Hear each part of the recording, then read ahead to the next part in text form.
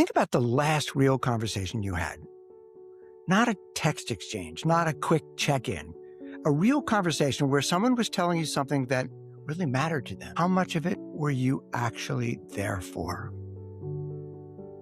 Not how much did you hear, how much were you actually present for? Because those are two very different things. Welcome to a special summer series edition of Magic in the Moment, Mindfulness in Real Time with Clayton Platt.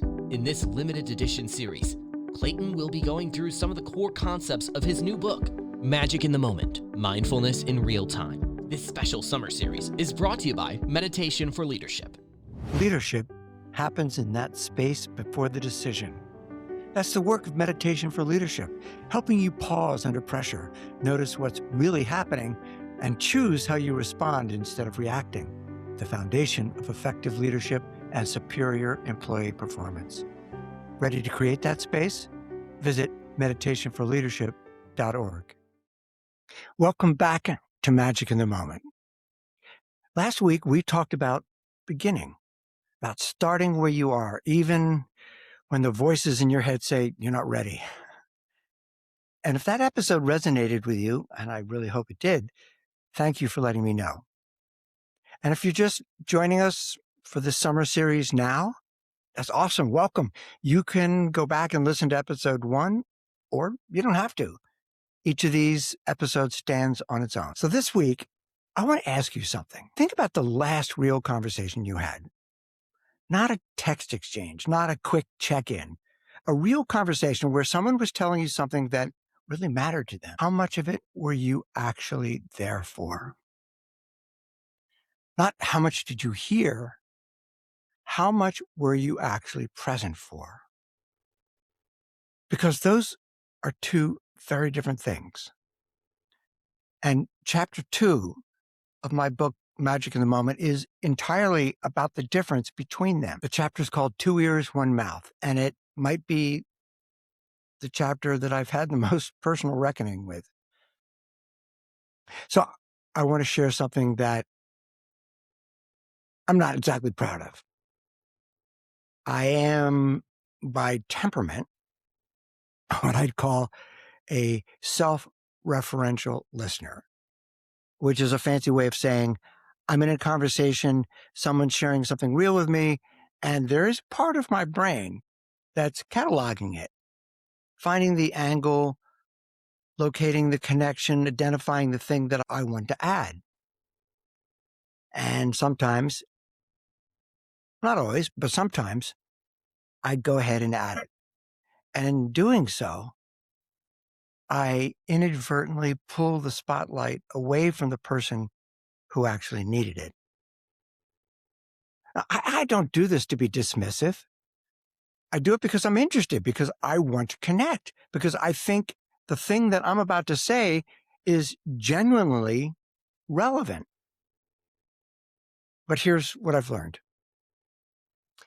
Intention doesn't determine impact. The other person still feels like the conversation just got redirected away from them. My mindfulness practice has made me better at catching this. Not perfect by any stretch of the imagination, just better. And the catching, the noticing, is where the real work lives. So when I wrote this chapter, I was writing it partly to teach, but partly to hold myself accountable, because this stuff is really hard. And I think most of us, if we're being honest, have our own version of the self-referential listener. So again, let me ask you this.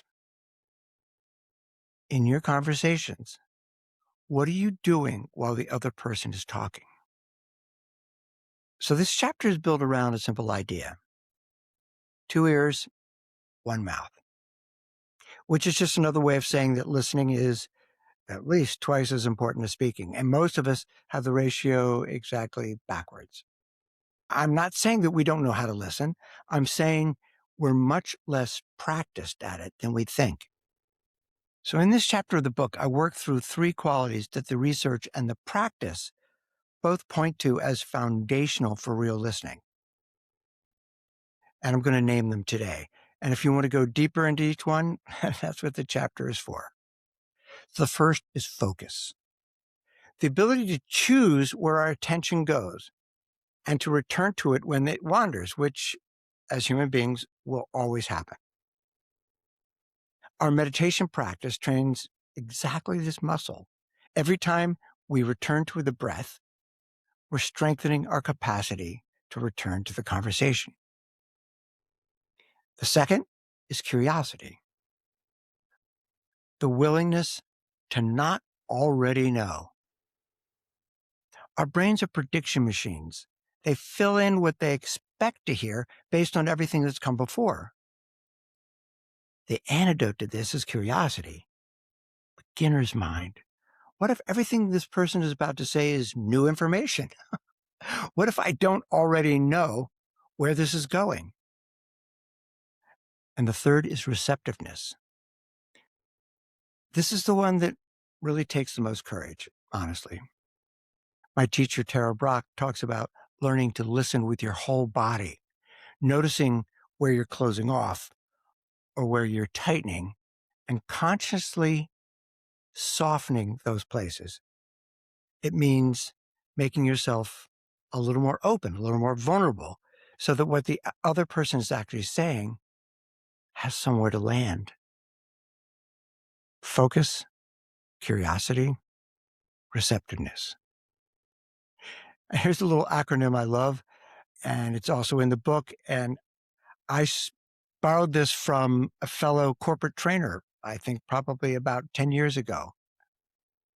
And it's WAIT, W-A-I-T. Why am I talking? Sometimes the most powerful thing we can do in a conversation is just zip it. Just stop generating output and receive what's coming in. Think about the other people in your life who you feel truly heard by. The ones where after a conversation with them, you walk away feeling clearer, lighter, more yourself. What is it they're doing? Now, I'd be willing to bet it's not that they've given you great advice. It's not that they solve your problems for you. It's that they're fully there. They're not waiting to talk. They're not filling in the blanks. They're just present. The good news is that that quality of presence is learnable. It's trainable. And it starts with the same practice that we bring to everything in this work, paying attention on purpose without judgment. So there's a section in chapter 2 about what the Buddha said about right speech, about the qualities our words need to have in order to actually land the way we intend them to. I'm not going to give you that framework today because I want you to read it in his words, in context where it really sings. But I'm going to tell you this much. Most of us get 2 or 3 of the 4 elements right most of the time. And it's the one we miss that does the damage. There's also something in the chapter, an idea I came across from a meditation teacher named Ken McLeod about the practice of listening to your own voice while you're speaking, as if you were a third party, hearing yourself talk. Now, when I first encountered that idea, it just baffled me because I realized I almost never do that. I'm so busy generating what I'm saying that I've lost the capacity to hear how it's landing. So that one's in the book, and I really want you to find it for yourself. So what we've been doing in these first 2 episodes in the summer series is doing a little reflection, and I would like to invite you into that right now.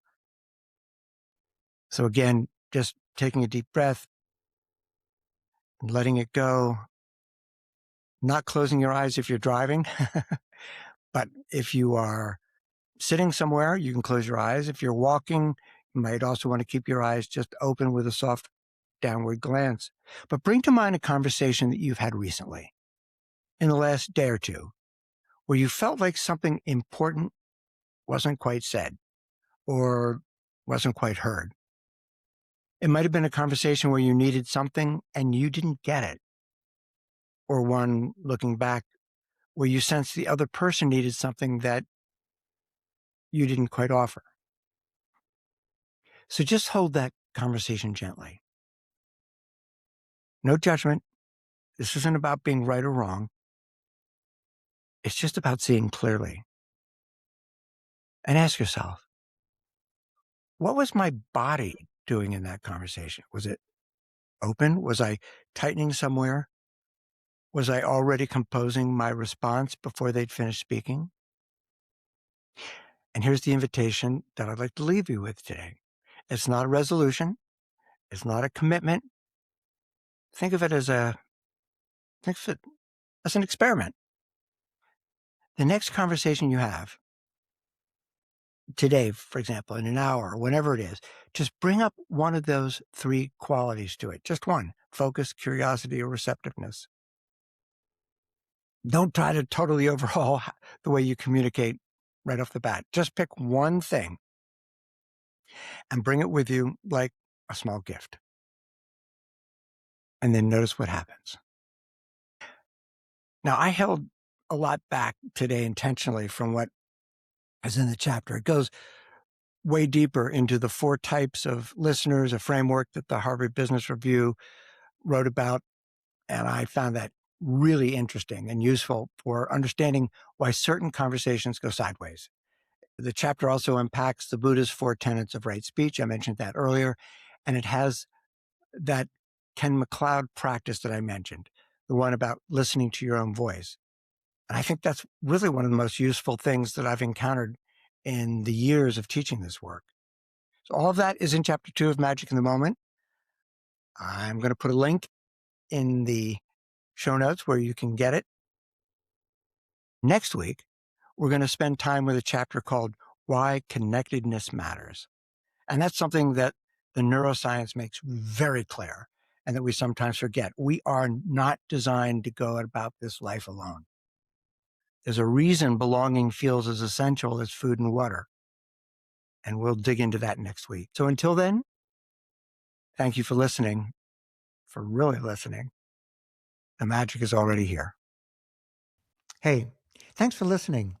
I want to give a big shout out to John Gehring of Story Trust Media for his expert editing and wonderful production guidance. I also am deeply grateful for the ongoing support I receive from Meditation for Leadership and their sponsorship. So that's all for now.